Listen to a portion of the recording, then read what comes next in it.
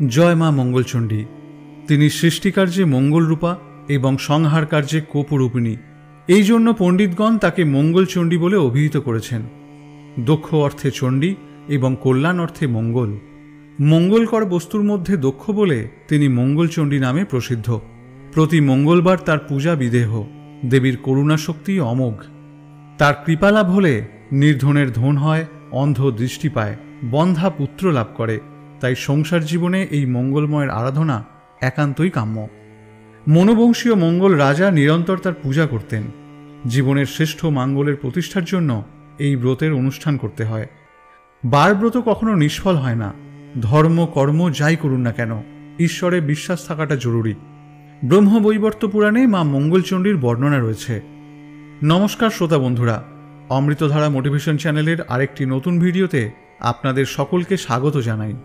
আশা করি সকলে ভালো আছেন। জ্যৈষ্ঠ মাসের শুরু থেকে সংক্রান্তি পর্যন্ত যে কয়টি মঙ্গলবার পরে প্রত্যেকটি জয় মঙ্গলবার ব্রত হিসেবে পালন করা হয়। এই বছর অর্থাৎ 2025 সালে বাংলার 1432 বঙ্গাব্দে জ্যৈষ্ঠ মাসে 4টি মঙ্গলবার পড়েছে। আপনাদের সুবিধার্থে তারিখগুলি স্ক্রিনে দিয়ে দিলাম। আজ দ্বিতীয় মঙ্গলবার। অবিবাহিত এবং সধবা উভয় মহিলারাই জয় মঙ্গলবার ব্রত পালন করতে পারেন। আপনারা কেউ যদি 4টি মঙ্গলবার পালন করতে না পারেন, তাহলে প্রথম মঙ্গলবারটি এবং শেষ মঙ্গলবারটি যেন অবশ্যই পালন করবেন। কথায় আছে যে স্ত্রীলোক জয় মঙ্গলবার ব্রত পালন করে তারা কখনো জলে ডোবে না, কখনো আগুনে পড়ে না এবং কোনো অস্ত্রের আঘাতও লাগে না। আপনারা নিশ্চয়ই জানেন যে এই ব্রত করতে হলে আপনাকে ঘট প্রতিস্থাপন করে তবেই পুজো করতে হয়। এছাড়া মা মঙ্গলচণ্ডীকে কাঁঠাল পাতায় দুর্বাঘাস, ধান, জব এবং মুগ কলাই রেখে খিলি বানিয়ে নিবেদন করা হয় এবং 5টি গোটা ফল দিয়ে নৈবেদ্য নিবেদন করা হয়। বন্ধুরা, এই ব্রতের একটি বিশেষ নিয়ম আছে, আর সেটা হলো 1 টুকরো কলা পাতায় 17টি তুলসী পাতা, 17টি আমন ধানের চাল, 17টি জব এবং 17টি মুগ কড়াই নিয়ে খিলি বানানো হয় এবং পুজো দেওয়ার পর এই খিলিটি আপনাকে কলার সাথে মেখে খেতে হয়। খেয়াল রাখতে হবে খাওয়ার সময় এটি যেন দাঁতে কোনোভাবে না লাগে, অর্থাৎ এটি সম্পূর্ণ গিলে খেতে হয়। যারা ব্রত করবেন তারা ফলমূল, মিষ্টান্ন, সাবুদানা এবং ময়দার তৈরি যে কোনো জিনিস খেতে পারবেন, কিন্তু এই দিন অন্ন গ্রহণ করা চলবে না। এছাড়া কোনো প্রকার পোড়া বা সেঁকা খাবার যেমন রুটি বা পরোটা খাওয়া যাবে না, তবে লুচি খেতে পারেন। মঙ্গলচণ্ডী ব্রত পালন করলে একবার হলেও আপনাকে এই দিন ব্রত কথাটি শোনার চেষ্টা করতে হবে, তাহলে ব্রতের পূর্ণ ফল লাভ করতে পারবেন। তবে ব্রত কথা শোনার সময় হাতে 3 গাছা দূর্বা এবং 1টি করে ফুল নিয়ে ব্রত কথা শুনতে হবে এবং ব্রত কথা শেষ হলে আপনাকে জল পান করতে হবে। শুরু করছি জয় মঙ্গলবারের ব্রত কথা। কৈলাস পর্বতে শিবের বাড়ি। আকাশ থেকে যেন কোটি কোটি চাঁদের আলো সেখানে ঝরে পড়ছে। গন্ধর্ব, কিন্নর, যক্ষ ও বিদ্যাধরদের গানে কৈলাসের শিবলোক যেন পরিপূর্ণ হয়ে আছে। এমনই একটি দিনে মা ভগবতী পদ্মার সঙ্গে বসে গল্প করছিলেন। এমন সময় তার হঠাৎ মনে হলো যে মর্তে তার পূজার প্রচলন হওয়া প্রয়োজন এবং তার জন্য উপযুক্ত ব্যবস্থা করতে হবে। এই কথা শোনার পর পদ্মার খুব ভাবনা হলো। তখন সে ভাবতে লাগলো কেমন করে মর্তে মায়ের পুজোর ব্যবস্থা হতে পারে। পদ্মার এই ভাব দেখে মা বলল, এর জন্য কাউকে ভাবতে হবে না, তিনি নিজেই তার পূজার ব্যবস্থা করবেন। আর করলেনও তাই। মায়া করি ধরে মাতা জরাতির বেশ, হাতে লাঠি কাঁধে ঝুলি উড়ি পড়ে কেশ। এমনই এক বুড়ির বেশ ধরে মা চললেন মর্তলোকে। এই বেশ ধরে মা উজানিনগরে এক বেনে সওদাগরের বাড়িতে উপস্থিত হলেন। এই বেনে সওদাগরের 7টি মেয়ে ছিল, কিন্তু ছেলে একটিও ছিল না। মা তখন একটি বুড়ি ব্রাহ্মণীর বেশ ধরে লাঠি ঠুকতে ঠুকতে প্রবেশ করলেন বেনের বাড়িতে। তখন একেবারে ভর দুপুরবেলা, বাইরে প্রচণ্ড রোদ, তাই ঘরের বাইরে কেউ বেরোচ্ছে না। এমন সময় তিনি এসে ভিক্ষা চাইলেন। বেনেবউ তখনই চাল আর টাকা থালায় নিয়ে ভিক্ষা দিতে এলেন। ব্রাহ্মণী তাকে জিজ্ঞেস করলেন, হ্যাঁ মা, তোমার ছেলে মেয়ে কয়টি? বেনেবউ বলল, আমার 7টি মেয়ে হয়েছে, কিন্তু একটিও ছেলে হয়নি। বেনেবউয়ের উত্তর শুনে মা তার হাত থেকে ভিক্ষা নিতে রাজি হলেন না। তিনি বললেন, ছেলে আটকুড়োর মুখ দেখতে নেই। এই কথা বলে ব্রাহ্মণী বাড়ি থেকে বেরিয়ে গেলেন এবং কাছেই একটা অশ্বত্থ গাছের তলায় গিয়ে বসলেন। এদিকে ভর দুপুরবেলায় এক ভিখারি ভিক্ষা নিতে এসে ছেলে আটকুড়োর মুখ দেখতে নেই বলে চলে গেল। এতে বেনেবউয়ের খুব দুঃখ হলো। সে ভিক্ষার ডালা ছুঁড়ে ফেলে দিয়ে কাঁদতে লাগলো। বেনেবউয়ের কান্না শুনে তার 7 মেয়ে ছুটে এলো, বাড়ির চাকর বাকররা ছুটে এলো, আর স্বয়ং সওদাগরও ছুটে এলেন। সকলে কান্নার কারণ জিজ্ঞাসা করলেন, কিন্তু বেনে বউ কোনো কথাই বললেন না। শেষে সওদাগর অনেক অনুনয় বিনয় করার পর বউ তাকে বলল সেই ব্রাহ্মণ ভিখারিনীর কথা। তাকে আরও বলল যে ভিখারিনী বলে গেছে যে মেয়ে আটকুড়োর মুখ দেখতে আছে, তবু ছেলে আটকুড়োর মুখ দেখতে নেই। সেই জন্য বেনে বউ জেদ ধরেছে যে ছেলে না হলে সে আর জীবন রাখবে না। বেনে সওদাগর তখন লোকজন নিয়ে বেরোলো বুড়ির খোঁজে। কিছু দূর গিয়েই সওদাগর একটা অশ্বত্থ গাছতলায় বুড়িকে বসে থাকতে দেখল। সওদাগর অমনি গিয়ে বুড়ির পা দুখানা চেপে ধরে বলল, মা, আমার বউ ছেলে আটকুড়ো বলে তার হাতে ভিক্ষা নাওনি, এতে তার খুবই দুঃখ হয়েছে। এখন তুমিই মা দয়া করে একটা ওষুধ দাও, যাতে সে ছেলের মুখ দেখতে পারে। বুড়ি সব শুনে চুপ করে রইল। শেষে অনেক সাধ্য সাধনার পর বললে, তুই যখন নেহাতি ছাড়বি না, তখন তোকে একটা ফুল দিচ্ছি, এইটা নিয়ে যা। ফুলটা খুব সাবধানে রাখবি। বেনেবউ যখন অশুচি হওয়ার 4 দিন পর স্নান করে উঠবে, তখন তাকে এই ফুল ধোয়া জল খেতে বলিস, তাহলে তার চাঁদের মতো ছেলে হবে। বুড়ির কাছ থেকে ফুল পেয়ে সওদাগর ছুটল বাড়িতে এবং তার বউয়ের হাতে ফুলটি দিয়ে তাকে সব কথা বলল। কিছুদিন পর এইবার বেনেবউ অশুচি হওয়ার পর স্নান করে সেই ফুল ধোয়া জল খেল। মা ভগবতীর দয়ায় অল্প দিনের মধ্যেই বেনেবউয়ের পেটে সন্তান এলো। সবাই খুবই আনন্দিত হল। বুড়ো বয়সে বউ গর্ভবতী হয়েছে, এবার তার আটকুড়ো নাম ঘুচবে। ক্রমে 9 মাসে বেনেবউয়ের সাধ দেওয়া হলো খুব ঘটা করে। এইভাবে 10 মাস 10 দিন কেটে যাওয়ার পর বেনেবউয়ের প্রসব যন্ত্রণা উঠল, কিন্তু প্রসব বেদনায় সে খুব কষ্ট পেতে লাগলো। প্রসব আর কিছুতেই হয় না। সকলে খুবই ভাবনায় পড়েছে। এমন সময় একজন বৃদ্ধা এসে বউয়ের ওই অবস্থা দেখে বলল, বৌমা এত কষ্ট পাচ্ছে, সে একবার মা দুর্গাকে ডাকুক না, তিনিই সব দুর্গতি দূর করবেন। এই কথা শুনে বেনেবউ কেঁদে কেঁদে মা ভবানীকে ডাকতে লাগলো। এমন সময় কৈলাসে মা ভবানীর সিংহাসন টলে উঠল। মা তখন পদ্মাকে জিজ্ঞেস করলেন, হ্যাঁ রে পদ্মা, হঠাৎ আমার সিংহাসন এইভাবে টলে উঠল কেন? পদ্মা তখন বলল, মা, তুমি যে বেনেবউকে ওষুধ দিয়েছিলে ছেলে হওয়ার জন্য, আজ 9 দিন ধরে প্রসব বেদনায় সে ভয়ানক কষ্ট পাচ্ছে, তাই সে তোমায় ডাকছে। পদ্মার কথা শুনে মায়ের খুব কষ্ট হলো। তিনি আবার বুড়ির বেশে বেনের বাড়ি গিয়ে হাজির হলেন। বাড়িতে তখন অনেক লোকজনের যাতায়াত চলছে। মা তখন একটি মেয়েকে জিজ্ঞেস করলেন, হ্যাঁ গা, কি হয়েছে তোমাদের বাড়িতে, এত লোকজন কেন? মেয়েটি তখন বুড়িকে সব কথা বলল। বুড়ি তখন বললে, আমি কি বৌরানীকে একবার দেখতে পারি? মেয়েটি বলল, কেন পারবে না মা? এই বলে মেয়েটি বুড়িকে নিয়ে গেল বেনেবউয়ের কাছে। বুড়ি তখন বলল, ঘর থেকে সবাই বেরিয়ে যাও, আমি একলা বৌরানীর কাছে থাকব, তোমাদের কোনো ভয় নেই। বুড়ির কথা মতো সকলে ঘর থেকে বেরিয়ে যেতেই বুড়ির বেশে মা ভগবতী বৌরানীর গায়ে তার পদ্মহস্ত বুলিয়ে দিলেন। সঙ্গে সঙ্গে বেনেবউ একটি চাঁদের মতো ছেলে প্রসব করল। মা ভবানী তখন ছেলেটিকে একটু আদর করলেন আর বললেন, এর নাম রেখো জয়দেব। এই বলে মা অদৃশ্য হয়ে গেলেন। এইভাবে বেশ কিছুদিন কেটে গেল। হঠাৎ আবার মা ভগবতীর সিংহাসন টলে উঠল। আবার বুড়ির বেশে মা গিয়ে হাজির হলেন ধনপতি সদাগরের বাড়িতে। তেমনি দুপুরবেলায় সেখানে গিয়ে ভিক্ষা চাইলেন। ধনপতির বউ তখনই থালায় করে চাল আর টাকা নিয়ে এসে বুড়িকে ভিক্ষা দিতে এলো। বুড়ি তখন জিজ্ঞেস করল, হ্যাঁ মা, তোমার ছেলে মেয়ে কটি? বেনেবউ বলল, আমার 7টি ছেলে, মেয়ে হয়নি মা। এই কথা শুনে বুড়ি আর ভিক্ষে নিলেন না, শুধু বলে গেলেন, ছেলে আটকুড়োর মুখ দেখতে আছে, তবু মেয়ে আটকুড়োর মুখ দেখতে নেই। এই কথা শুনে বেনেবউ ভিক্ষের থালা ছুঁড়ে ফেলে দিল আর নিজে মাটিতে পড়ে খুব কাঁদতে লাগলো। তার কান্না শুনে বাড়ি শুদ্ধ লোক এসে পড়ল তার কাছে আর তার কান্নার কারণ জিজ্ঞাসা করল, কিন্তু বেনেবউ উত্তরই দেয় না। অনেক সাধ্য সাধনার পর সে বলল যে এক ব্রাহ্মণই তার হাতে ভিক্ষা না নিয়ে চলে গেছে আর বলে গেছে ছেলে আটকুড়োর মুখ দেখতে আছে, কিন্তু মেয়ে আটকুড়োর মুখ দেখতে নেই। এই কথা বলার পর বেনেবউ খুব কাঁদতে কাঁদতে বলতে লাগলো, মেয়ে না হলে আর কিছুতেই তার প্রাণ রাখবে না। সওদাগর তখন লোকজন নিয়ে বুড়ির খোঁজে বেরোলো। তারা কিছু দূর গিয়ে দেখলো যে বুড়ি একটা বটগাছের নিচে বসে আছে। সওদাগর তখন তার পা দুটো ধরে বলল, মা, আমার মেয়ে হয়নি বলে তুমি আমার বউয়ের হাতে ভিক্ষা নাওনি। সে কেঁদে কেঁদে সারা হচ্ছে, এখন কি করে আমার মেয়ে আটকুড়ো নাম ঘুচবে, দয়া করে তুমি তার ব্যবস্থা করে দাও মা। সওদাগরের কথা শুনে মায়ের দয়া হলো। তখন তিনি তার ঝুলির ভেতর থেকে একটা ফুল বের করে সওদাগরের হাতে দিয়ে বললেন, এটা তুই নিয়ে যা আর খুব যত্ন করে রাখিস। তোর বউয়ের অশুচি হওয়ার পর 4 দিন পর শুচি হলে এই ফুলটা ধুয়ে জল খেতে বলিস, তাহলেই ফুলের মতো মেয়ে হবে। এর কিছুদিন পর বেনেবউ গর্ভবতী হলো। 10 মাস 10 দিন কেটে যাওয়ার পর প্রসব বেদনা দেখা দিল, কিন্তু প্রসব আর কিছুতেই হতে চায় না। বেনে বউ খুব কষ্ট পেতে লাগলো। তখন সে কেঁদে কেঁদে মাকে ডাকতে লাগলো। এবারেও মায়ের সিংহাসন টলে উঠল। পদ্মা তখন মাকে বেনে বউয়ের কথা মনে করিয়ে দিয়ে বলল যে 4-5 দিন ধরে সে খুব কষ্ট পাচ্ছে। এই শুনে মা আর থাকতে পারলেন না। আবার বুড়ির বেশ ধরে চললেন বেনে বউয়ের বাড়ি। সেখানে পৌঁছে বাড়ির লোকেদের মত নিয়ে বুড়ি গিয়ে ঢুকলো আঁতুর ঘরে। এখানে বেনে বউয়ের কাছে যারা বসেছিল, বুড়ি তাদের বললে, তোমরা সকলে একবার বাইরের ঘরে যাও, আমি একলা একটু বউয়ের কাছে থাকব।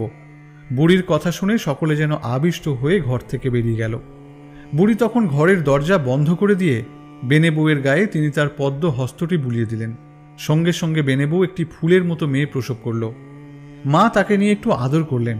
তারপর তাকে বেনে বউয়ের কোলে দিয়ে বললেন, এর নাম রেখো জয়াবতী। এই বলে মা অদৃশ্য হয়ে গেলেন। ক্রমে জয়াবতী 7 বছরে পড়ল। সে এখন তার সমজুটি পাড়ার মেয়েদের সঙ্গে পুতুল খেলে, আবার ঠাকুর পুজোও করে। সে ছেলে খেলার মতো বালির নৈবেদ্য, কাঁঠাল পাতা, বেলপাতা, বনের ফুল এবং নানা রকমের লতা পাতা দিয়ে আপন মন থেকেই মঙ্গলচণ্ডীর পুজো করতে থাকে। একদিন সে এইভাবেই পুজো করছে, এমন সময় জয়দেবের পায়রা এসে বসল জয়াবতীর কোলে। জয়দেবও পায়রার পিছনে ছুটেছিল। সে এসে দেখল পায়রা জয়াবতীর কোলে বসে আছে। জয়দেব তখন জয়াবতীর কাছে পায়রাটি ফেরত চাইল, কিন্তু জয়াবতী সেই পায়রাটিকে ফেরত দিতে রাজি হল না। জয়দেবও ছাড়বার পাত্র নয়। সে তার পায়রা নিয়ে তবেই ছাড়ল। যাবার সময় সে জয়াবতী আর তার সঙ্গীদের জিজ্ঞেস করল, এ তোমরা কি করছো? জয়াবতী বলল, আমরা মা মঙ্গলচণ্ডীর পুজো করছি। জয়দেব আবার বলল, এতে কি ফল হয়? জয়াবতী বলল, হারালে পায়, মোলে জিওয়ে, খাঁড়ায় কাটে না, আগুনে জলে ফেলে দিলে মরণ ঘটে না, সতীন মেয়ে ঘর পায়, রাজা মেরে রাজ্য পায়। এই কথাগুলি শোনার পর জয়দেব বাড়িতে ফিরে এসে রাগ করে ঘরে গিয়ে শুয়ে পড়ল। কারোর সঙ্গে কোনো কথাই বলল না। বাড়ি শুদ্ধ সকলে একেবারে অস্থির হয়ে উঠল। সকলে কত জিজ্ঞেস করল যে কিসের জন্য তার রাগ হয়েছে, কিন্তু সে কোনো উত্তরই দিল না। শেষে জয়দেবের মা এসে অনেক অনুনয় বিনয় করতে জয়দেব বলল যে সদাগরের মেয়ে জয়াবতীর সঙ্গে তার বিয়ে দিলে তবেই সে নাওয়া খাওয়া করবে। জয়দেবের মা তার এই কথা শুনে খুব খুশি হয়ে কর্তার কাছে সব কিছু খুলে বললেন। কিছুদিন পরেই বেনে সদাগর জয়াবতীর বাবা ধনপতি সদাগরের কাছে বিয়ের প্রস্তাব পাঠালো। ধনপতিও বেনে সদাগরের লোকের মুখে সবকিছু শুনে বিয়ে দিতে রাজি হয়ে গেল। আর বিয়ে স্থির হলো জ্যৈষ্ঠ মাসের মঙ্গলবারে। জ্যৈষ্ঠ মাসের জয় মঙ্গলবার ব্রতের দিন খুব ধুমধাম করে জয়াবতীর সঙ্গে জয়দেবের বিয়ে হয়ে গেল। বিয়ের দিন রাত্রে বাসর ঘরে জয়াবতী আঁচলে রাখা গঁদ বার করে খেয়ে নিল। তাই দেখে জয়দেব বলল, ও কি, তুমি কোনো তুকতাক করলে নাকি? জয়াবতী বলল, তুকতাক কিছুই করিনি, আজকে জয় মঙ্গলবারের ব্রত করেছি, তার গঁদ খেলুম।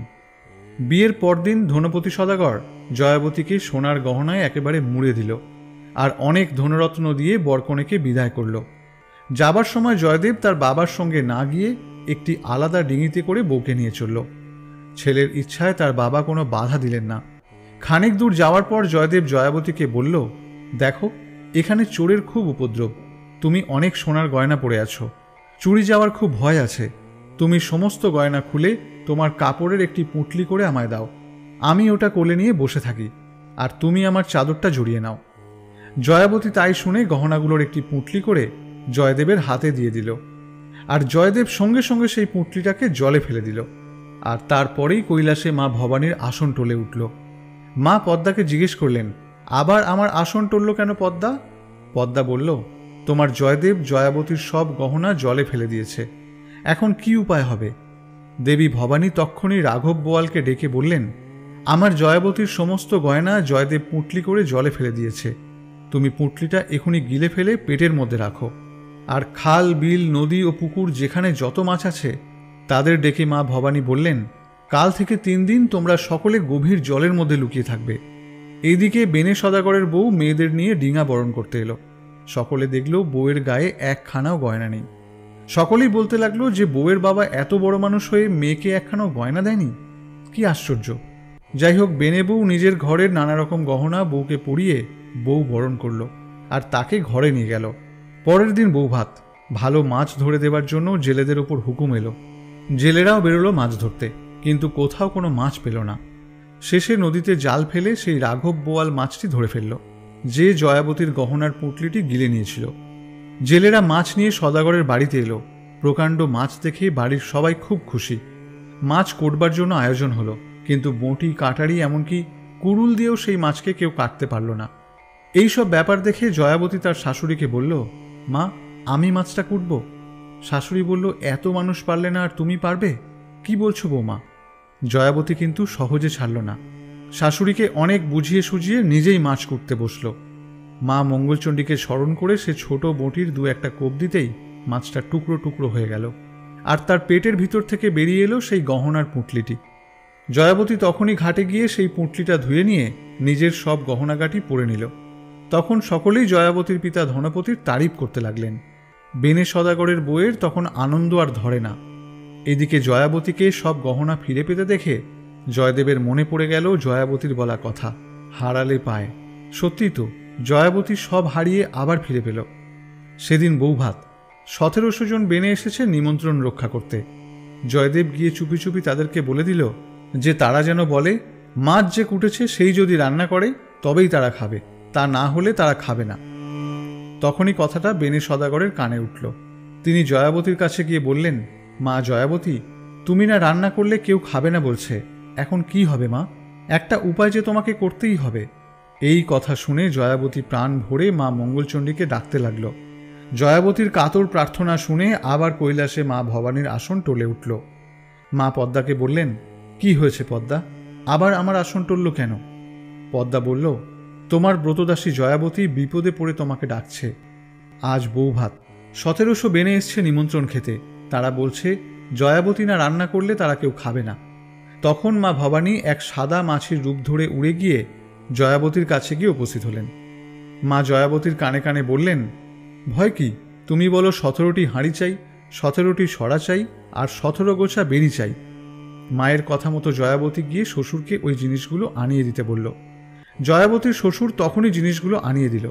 জিনিসগুলো রান্নাঘরে রেখে দেবার পর জয়াবতী একখানি চেলি পরে রান্নাঘরে গিয়ে ঢুকে দরজা বন্ধ করে মা চণ্ডীকে স্মরণ করতে লাগল। মা তখনই এসে উপস্থিত হলেন। 17টা উনুন একসাথে জ্বলে উঠল। দেখতে দেখতে হাঁড়িগুলিতে রান্না চেপে গেল, আর রান্নাও হয়ে গেল খুব অল্প সময়ের মধ্যে। মা তখন জয়াবতীর কাপড়ে আর পিঁড়িতে একটু হলুদ মাখিয়ে দিয়ে বললেন, এইবার বাইরে গিয়ে বলো সব রান্না হয়ে গেছে। রান্না সেরে জয়াবতীকে রান্নাঘর থেকে বেরিয়ে আসতে দেখে এবং সব রান্না হয়ে গেছে শুনে বেনে সদাগরের বউ একেবারে আশ্চর্য হয়ে গেল। এখন তার আনন্দের অন্ত নেই। এত শিগগির সব রান্না হয়ে যেতে দেখে সকলেই জয়াবতীর খুব সুখ্যাতি করতে লাগল। জয়দেব তখন আবার গিয়ে বেনেদের বলে এলো যে তারা যেন বলে, যিনি রান্না করেছেন তিনি পরিবেশন না করলে কেউ খাবে না। জয়াবতীর শাশুড়ি জয়াবতীকে গিয়ে বেনেরা যে কথাগুলি বলছেন সেগুলি বলল। জয়াবতী আবার মাকে স্মরণ করতেই মা মঙ্গলচণ্ডীও সঙ্গে সঙ্গে এসে দেখা দিলেন এবং জয়াবতীকে বললেন, তুমি তোমার শাশুড়িকে বলো 1700 বেনে একসঙ্গে খেতে বসলে তুমি তাদের পরিবেশন করতে পারবে। তারপর তারা খেতে বসলে তুমি একখানা পাতে সব জিনিস দিয়ে দেবে, তাহলেই দেখবে সব পাতেই জিনিসগুলি পড়েছে। জয়াবতীর কথা অনুসারে বেনেরা সব একসঙ্গে খেতে বসল, আর জয়াবতী একখানা পাতে সব জিনিস দিয়ে দিতেই জিনিসগুলি সব পাতেই পড়ল সঙ্গে সঙ্গে। বেনেরা সবাই খুব তৃপ্তি করে খেয়ে জয়াবতীকে প্রাণ খুলে আশীর্বাদ করে চলে গেল। জয়াবতীর বিয়ের 5-6 বছর কেটে যেতে জয়াবতী গর্ভবতী হল। বেনেরা খুব ঘটা করে সাধ দিল, গরিব দুঃখী অনেককে দান করল। শেষে 10 মাস 10 দিন পর ঘর আলো করে ছেলে এলো জয়াবতীর কোলে। পাঁচুটের দিন ছেলেকে তেল হলুদ মাখিয়ে পিঁড়িতে শুইয়ে দিয়ে জয়াবতী পুকুরে স্নান করতে গেল। এই ফাঁকে জয়দেব চুপি চুপি এসে ছেলেটাকে টুকরো টুকরো করে কেটে একটা হাঁড়িতে ভরে তার মুখ সরা দিয়ে চাপা দিয়ে জলে ভাসিয়ে দিল। এই সব ঘটনা মা আবার পদ্মার মুখে শুনলেন। মা তখনই শঙ্খচিল হয়ে এসে হাঁড়িটি তুলে নিয়ে গেলেন। তারপর কাটা টুকরোগুলোকে একটা পদ্ম পাতায় রেখে অমৃতকুণ্ডের জল তার উপর ছিটিয়ে দিলেন। ছেলেটিও অমনি বেঁচে উঠল। জয়াবতী স্নান সেরে ওঠার সঙ্গে সঙ্গে ছেলেটিকে তার কোলে দিয়ে সব ঘটনা বলে দিলেন, আর সাবধান করে দিলেন সে যেন জয়দেবের কাছ থেকে ছেলেটিকে খুব সাবধানে রাখে। জয়াবতী ছেলে কোলে নিয়ে হাসতে হাসতে বাড়ি ফিরে এলো। জয়দেব এতক্ষণ লুকিয়েছিল। এইবার ব্যাপার কি জানবার জন্য বাড়ির ভিতরে ঢুকতেই ছেলেকে জয়াবতীর কোলে দেখে একেবারে আশ্চর্য হয়ে গেল। ছেলেকে কোলে নিয়ে জয়াবতী খুব আনন্দের সঙ্গে ষষ্ঠী পুজো করল। এইভাবে 6 মাস কেটে গেল। এইবার ছেলের অন্নপ্রাশনের সময় এলো। ছেলের মুখে ভাত উপলক্ষে 1700 বেনে এলো নিমন্ত্রণ খেতে। নিমন্ত্রণ পেয়ে অনেক দূর দূর থেকে লোক এলো বেনে সদাগরের বাড়ি। বাড়িতে তখন চলল খুব আনন্দ উৎসব। ক্রমে এসে গেল মুখে ভাতের দিন। জয়াবতী মুখে ভাতের দিন ছেলেকে নাইয়ে ধুইয়ে নানা রকম গহনা পরিয়ে রেখে গেল স্নান করতে। এদিকে জয়দেব সুযোগ খুঁজছিল। এই ফাঁকে সে ছেলেটিকে তুলে নিয়ে গিয়ে কুমোরদের পুয়ানের ভেতর রেখে এলো। সেই দিন আবার ছিল পুয়ানে আগুন দেবার কথা। সেই মতো কুমোরেরা পুয়ানে আগুন দিল, কিন্তু আগুন ধরল না। তারা কত রকম চেষ্টা করল, কিন্তু আগুন কিছুতেই ধরাতে পারল না। এদিকে কৈলাসে আবার মায়ের আসন টলে উঠল। মা পদ্মাকে জিজ্ঞেস করলেন, ব্যাপারটা কি? পদ্মা সব কথা মাকে জানালো। পদ্মার মুখে সব কথা শুনে মা আবার এক বুড়ি ব্রাহ্মণের বেশ ধরে নেমে এলেন মর্তে। কুমোরেরা তখন অনেকজন মিলে পোয়ানে আগুন ধরানোর চেষ্টা করছে। মা কুমোরদের কাছে গিয়ে জিজ্ঞেস করলেন, হ্যাঁ গা, তোমাদের এখানে এত ভিড় কিসের? কুমোরেরা বলল, মা, আমরা পুয়ানে কিছুতেই আগুন ধরাতে পারছি না। যতবার চেষ্টা করছি আগুন কিছুতেই ধরছে না। আমরা বুঝতে পারছি না ব্যাপারটা কি। মা তখন তাদের সরে যেতে বলে পোয়ানের ভেতর থেকে ছেলেটিকে বার করে নিলেন। সঙ্গে সঙ্গে পোয়ানেও আগুন জ্বলে উঠল। মা তারপর ছেলেটিকে নিয়ে জয়াবতীর কোলে দিয়ে বললেন, তোমায় কতবার বলেছি যে ছেলেটিকে সাবধানে রেখো, কিন্তু তা তো তুমি পারছো না। আজ জয়দেব তোমার ছেলেকে নিয়ে গিয়ে কুমোরদের পোয়ানের ভেতরে রেখে এসেছিল। এই কথা বলে জয়াবতী এবং তার ছেলেকে আশীর্বাদ করে মা অদৃশ্য হয়ে গেলেন। সন্ধ্যের পর জয়দেব বাড়ি ঢুকে দেখল যে ছেলে বেশ আনন্দেই মায়ের কোলে বসে খেলা করছে। এইবার জয়দেব বুঝল, 3 বার চেষ্টা করেও যখন ছেলেটার কোনো ক্ষতি করা গেল না, তখন একথা মানতেই হবে যে ব্রতের ফল কখনো মিথ্যা হতে পারে না। এরপর আরেকদিন শেষ দেখবার জন্য জয়দেব একখানা কাটারি দিয়ে ছেলেটাকে কাটতে আরম্ভ করল। এমন সময় জয়াবতী এসে বলল, এ কি করছো তুমি? এত রকম করেও তোমার বিশ্বাস হলো না মা মঙ্গলচণ্ডীর ওপর? জয়দেব বেশ খানিকটা লজ্জিত হয়ে বলল, হ্যাঁ, এইবার আমার বিশ্বাস হয়েছে। তারপর থেকে জয়দেব আর কোনো অঘটন ঘটানোর চেষ্টা করেনি। জয়াবতীকে নিয়ে সে বেশ সুখেই ঘর করতে লাগলো। পরে তাদের আরও কয়েকটি ছেলে মেয়ে হলো। জয়াবতীর শ্বশুর ও শাশুড়ি নাতি নাতনিদের মুখ দেখে খুব আনন্দে দিন কাটিয়ে শেষে স্বর্গে চলে গেলেন। জয়াবতী আর জয়দেব তাদের ছেলে মেয়েদের কাছে মা মঙ্গলচণ্ডী ব্রতের প্রচার করল এবং তাদেরও প্রচার করতে বলে দিল। তারপর এক শুভ দিনে স্বয়ং ভগবান পুষ্পক রথ পাঠিয়ে দিলেন। জয়দেব এবং জয়াবতী জীবন্ত অবস্থায় সেই রথে চড়েই স্বর্গে চলে গেলেন। সকলে তাদের এই অবস্থা দেখে খুব ধন্য ধন্য করতে লাগল। সেই থেকেই জয় মঙ্গলবারের ব্রতকথা পৃথিবীময় ছড়িয়ে পড়ল। প্রিয় শ্রোতা বন্ধুরা, যারা এতক্ষণ ধরে ভিডিওটি শ্রবণ করলেন তাদের করজোড়ে প্রণাম। যদি ভিডিওটি দেখে আপনার ভালো লেগে থাকে তাহলে একটি লাইক করবেন, পারলে অবশ্যই চ্যানেলটি সাবস্ক্রাইব করবেন এবং কমেন্টে লিখবেন জয় মা মঙ্গলচণ্ডী। আর আপনার প্রিয়জনের সাথেও ভিডিওটি শেয়ার করবেন। সকলে ভালো থাকবেন, সুস্থ থাকবেন। নমস্কার।